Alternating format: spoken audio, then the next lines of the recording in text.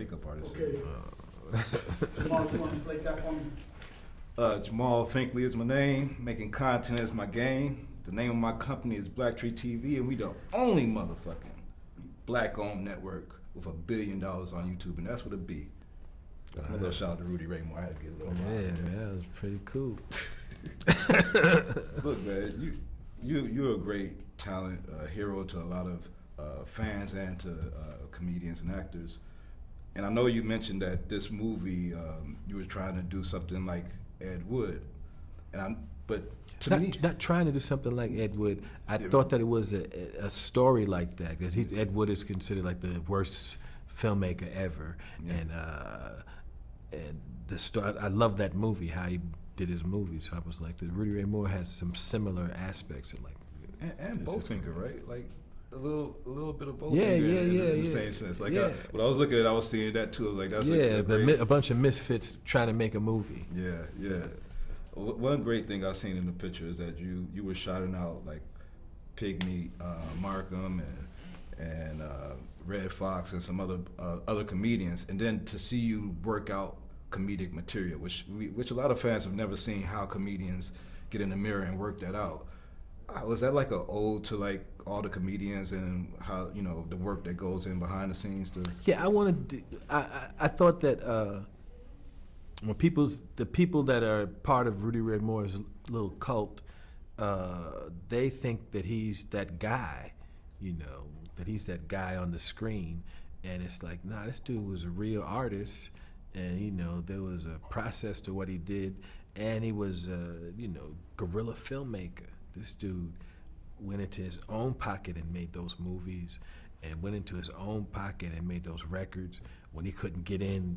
Like, he was so far on the bottom in the 70s when they had that little period called the Black Exploitation era, when they was making all these they was making shit like Blackenstein and Blackula. He couldn't get in there. He had to go on the bottom there. Yeah. And they had the Triple X records with, like, Red Fox used to do these Triple X records, and you know, your parents would listen to him late at night after everybody. He couldn't even, when he would go to those record companies, they wouldn't even put Rudy on. So he was all the way on the bottom, and he believed in himself. And he wasn't Richard Pryor, and he wasn't Red Fox, he wasn't as brilliant as those guys, but he believed in his shit.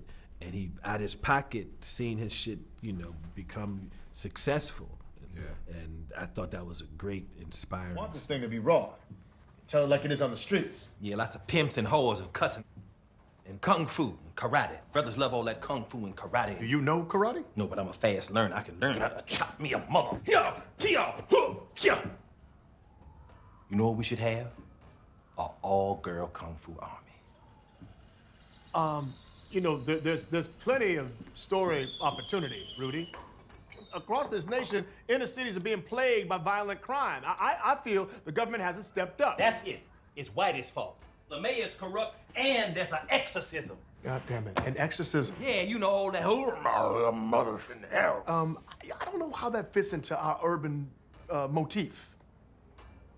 I love that this was also dedicated to Charlie, and my condolences to you and your family and Vernon and everybody. Last time we spoke, we were speaking about coming to America, coming to Africa is what I was calling it, and you were hesitant about saying some stuff. What was the transition to make you go ahead and sign on for the sequel? Well, Coming to America, like any movie, of all the movies that I've done in the last almost 40 years, that movie stuck in the culture like none of my other pictures. Like, you have some people on Halloween dress up like the characters, and it's little lines from the movie, sexual chocolate and all that kind of stuff that just worked into it's just part of the fabric. It's like this black fairy tale, you know.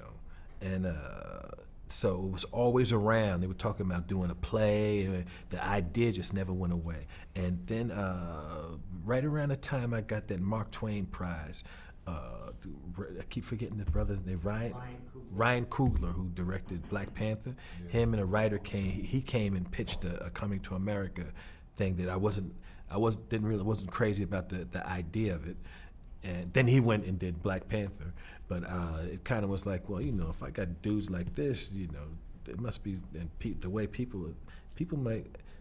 Let's try to figure out how to make a Coming to America thing. So I got with the original writers, Barry Blaustein and Debbie Sheffield, and we put together this thing that kind of connected to the first story in a clever way, and it's funny. And Wesley, who's in Dolemite, Wesley Snipes is in this Coming to America, playing an African warlord, and we got all the original characters. We just did James Earl Jones last week, and it's just really, really funny and smart and beautiful looking. We got Ruth Carter, who did for all the clothes for Black Panther. And she did the clothes for Dolemite. She got me looking like I'm looking like the pimp king of Africa. My shit is like, the movie looks incredible, and we used the same director, Craig Brewer, who directed Dolemite, and it couldn't be going better.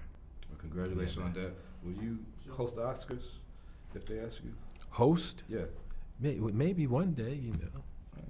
Thank you, bro. Yeah, yeah, man. Perfect.